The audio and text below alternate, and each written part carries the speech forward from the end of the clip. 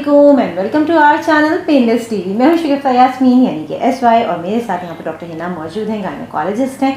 और आज का हमारा शो है कुछ खास क्योंकि ये ईद और प्रेगनेंसी के हवाले से। जी हाँ, प्रेगनेंसी पे इसलिए ज़ोर दिया जा रहा है क्योंकि आम लड़की जो होती है वो तो ईद की शॉपिंग में भी मगन होती है और खूब घूमती फिरती है, लेकिन वो खातून जो फैमिली वे में होती हैं उनके लिए ज़रा सा मसला होता है घूमना फिरना, एक्सर्शन, ये तमाम चीज़ें। तो ज़रा सी बात करते हैं कि अब रमज़ान तो ख़त्म ही होने वाले हैं, तो इसके बाद ईद आएगी, तो क्या एहतियाती तदाबीर हैं जो उनको करनी चाहिए और अपनी ईद को भी इंजॉय करना है तो कैसे कर सकते हैं। आइए मिलते हैं डॉक्टर हिना। वालेकुम सलाम।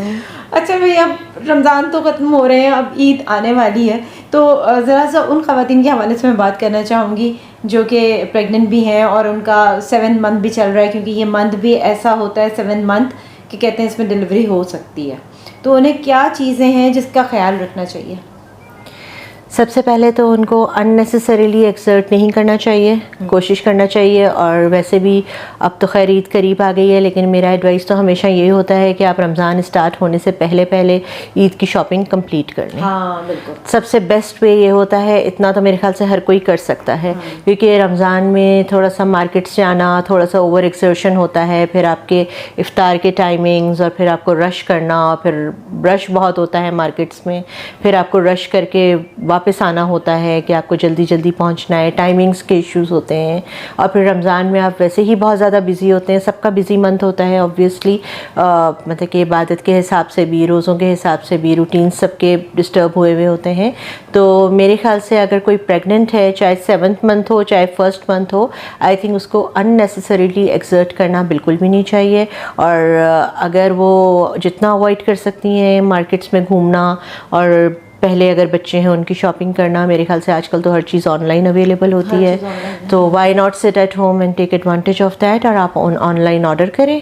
और मैं किसी ऑनलाइन उसको सपोर्ट नहीं कर रही, मैं किसी को जिसको ऑथेंटिक जो मैं ऑनलाइन किसी को सपोर्ट नहीं कर रही, लेकिन मैं एक मशवरा दे रही हूँ, मतलब कि आपको अननेसेसरीली लेकिन हाँ, क्योंकि मैंने ये देखा है कि फ़ीमेल्स में हमारे यहाँ बहुत ज़्यादा ये है, और उनको शौक़ भी बहुत होता है बाज़ार जाने का और शॉपिंग करने का, एंड तो बेहतर ये है कि वो इन दिनों में अवॉइड कर लें जितना, तो अच्छी बात है। सही। अच्छा, ये जो दूसरों के घर जाता भी इंसान ईद में, तो उससे भी एक एक्सर्शन हो रही होती है, और फिर खाने पीने में क्या एहतियात करनी होगी? अब ऑब्वियसली आपको अगर मिलना है, अपने रिलेटिव्स हैं जो भी हैं, वो तो आप मना नहीं कर सकते उनसे मिलने से, वो आप मिलें ज़रूर। लेकिन आप बहुत ज़्यादा एक्सर्ट, बस जब आपको लगे कि आप बहुत ज़्यादा थक रहे हैं, बहुत ज़्यादा एक्सर्शन हो रही है, तो फिर आप बहुत ज़्यादा अपने ऊपर वो ना करें कि जी आपने हर हाल में जाना है। अगर 1-2 रिलेटिव्स या फ्रेंड्स के घर आप कम चले जाते हैं, तो I think they should understand कि आपकी ऐसी कंडीशन है, तो आपको थोड़ा सा रेस्ट की ज़रूरत है, वो आ जाएँ आपसे मिलने, तो वो ज़्यादा बेहतर है इंस्टेड कि आप उनके घर जाएं हर वक्त। और खाने पीने का ये है कि ईद पे तो आपका पूरा का पूरा वो सिस्टम ही वो डिस्टर्ब हो जाता है।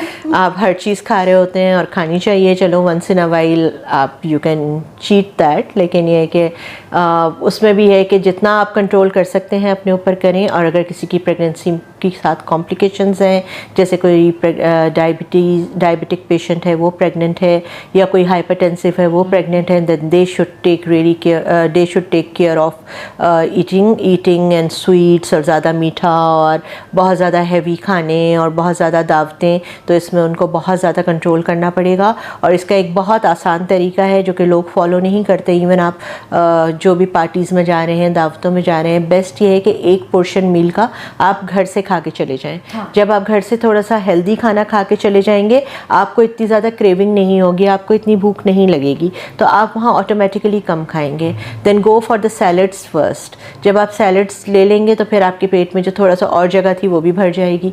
उसके बाद आप थोड़ा बहुत अनहेल्दी भी खा सकते हैं। तो अगर प्रेगनेंसी में तो वैसे ही हार्ट बर्न्स के इश्यूज़, खाने में प्रॉब्लम्स, वॉमिटिंग्स और ये सब चीज़ें हो रही होती हैं, तो अपनी हेल्थ फर्स्ट, और उसके बाद खाना पीना तो चलता ही रहता है, तो फिर यू कैन ईट लेटर। अच्छा, अभी मुझे एकदम से ये बात याद आई कि भाई ईद पे तो मीठा मीठा मीठा, क्योंकि होती मीठी ईद है, तो कितना शुगर इंटेक कर लेना चाहिए जो प्रेगनेंसी के रास्ते में? प्रेगनेंसी, देखिए प्रेगनेंसी में शुगर खाना मना नहीं होती, लेकिन आप जो चीज़ भी अपना बहुत ज़्यादा खाएंगे वो आपके लिए ख़राब है। हाँ, चाहे वो शुगर हो, चाहे वो ऑयल हो, जो भी चीज़ आप बहुत ज़्यादा खाएंगे वो आपके लिए फिर सही नहीं है। तो बेहतर ये है कि आप जितना मिनिमम खा सकें। ज़ाहिर सी बात है, बिल्कुल ऐसा नहीं हो सकता कि आप बिल्कुल कुछ खाएं ही नहीं, लेकिन आप जितना मिनिमम कर सकें, जितना कंट्रोल अपने ऊपर कर सकें, उतना अच्छा है आपके लिए और आपके बेबी के लिए। आपकी जो आपकी डिलीवरी होने वाली है, जिनकी डिलीवरी करीब है, उसके लिए बहुत ज़्यादा बेनिफिशियल होगा। आप अपनी डाइट को बहुत ज़्यादा वो रखें, बहुत ज़्यादा एक्सर्ट नहीं करें। गॉड फॉरबिड ये होता है कि अगर आप ओवर एक्सर्शन करते हैं तो कभी कभार प्रीमेच्योर कॉन्ट्रैक्शंस, मतलब कि पेन्स स्टार्ट हो जाते हैं, फॉल्स पेन्स जिसको हम कहते हैं, तो वो भी होने के चांसेस होते हैं। बहुत ज़्यादा एक्सर्ट नहीं करें और सब कुछ करें, सब कुछ खाएं, जाएं, मिलें, सब कुछ करें और जितना अवॉइड कर सकते हैं, जितना अपने आप को घर में रख सकते हैं उतना घर में रखें और अपना और अपने बेबी का और अपने आने वाला जो भी आपका प्रोसीजर है, जो भी है, किसी का सिजेरियन है, किसी की नॉर्मल डिलीवरी है, उसमें बहुत हेल्प आउट करेगा आपको ये पूरा प्रोसेस। सही। डॉक्टर हिना ये बताइएगा, क्योंकि ईद है, लोग घर में आ रहे होते हैं, दावतें हो रही थी, कुछ लोग तो बाहर से बनवा लेते हैं तो कोई टेंशन ही नहीं होता, लेकिन कुछ घरों में ये सिस्टम होता है कि जी ये बहुत अच्छा पकाती है, इसी को पकाना है। तो ये बताइएगा कितने घंटे जो है वो खड़े रहना जो है वो सूटेबल है और कितने घंटे नहीं खड़े होना चाहिए प्रेगनेंसी की हालत में? देखें, ईद पे होता तो ये है कि सबको कुछ ना कुछ करना तो पड़ता ही है और करना चाहिए। I think this is nothing wrong in it, इसमें करना चाहिए। लेकिन जब आप ये फील कर रहे हैं कि अब आप बहुत एग्जॉस्ट हो रहे हैं और आपको वाकई लेटने की, बैठने की ज़रूरत है, आपको बैक एक हो रहा है, आपकी पैरों में स्वेलिंग्स हो जाती हैं अक्सर खड़े खड़े, अगर ऐसा कुछ हो रहा है then you should not risk it. अगर वो बहुत अच्छा भी बनाती हैं तो बहुत अच्छी बात है, जब उनकी डिलीवरी हो जाए तो फिर आप आके उनके हाथ का खा लें, लेकिन ये कि इस वक्त उनको इतना ज़्यादा उसमें ना डालें कि वो उनके लिए प्रॉब्लमेटिक हो जाए बाद में जाके। तो आई थिंक इतना तो सब अंडरस्टैंड करते हैं, और चाहे वो रिलेटिव्स हों या फ्रेंड्स हों, इतना अंडरस्टैंडिंग तो होना चाहिए कि आप किसी को अननेसेसरीली उसमें ना डालें, प्रॉब्लम में ना डालें, और थोड़ा बहुत ज़रूर करें। वो जो आसान रेसिपीज़ हैं अगर वो पका सकती हैं, या थोड़ी देर खड़े होने का है, या कोई और है उनकी हेल्प करने के लिए, या वो किसी की हेल्प कर दें थोड़ी देर के लिए, लेकिन इतना अपने आप को ओवर टायर ना करें कि उनकी स्वेलिंग हो जाए बॉडी पे और उनको पेन्स स्टार्ट हो जाएं और वो बहुत ज़्यादा थक जाएं, इतना ओवर एक्सर्ट ना करें। सही। Doctor Hina, thank you so much, आपका बहुत शुक्रिया, आप मेरे साथ मौजूद रहीं और बहुत अच्छी बातें आपके साथ शेयर की डॉक्टर हिना ने। तो बेहतर ये है एंड एन एडवांस ईद मुबारक टू एवरीवन। हाँ जी, अभी हम कह नहीं पाए डॉक्टर हिना ने आप लोगों को ईद मुबारक तो कह दिया, और मेरी तरफ से भी आप सबको बहुत ईद मुबारक। अपनी ईद गुजारें, खुशी खुशी गुजारें, अपने आप को प्रोटेक्ट करते हुए, सेफ करते हुए तमाम चीज़ों को एंजॉय कीजिए और खुश रहिए। इसके साथ ही शगुफ्ता यास्मीन यानी कि SY डॉक्टर हिना को दीजिए इजाज़त। हम फिर मिलेंगे एक नए व्लॉग के साथ। खुदा हाफिज़।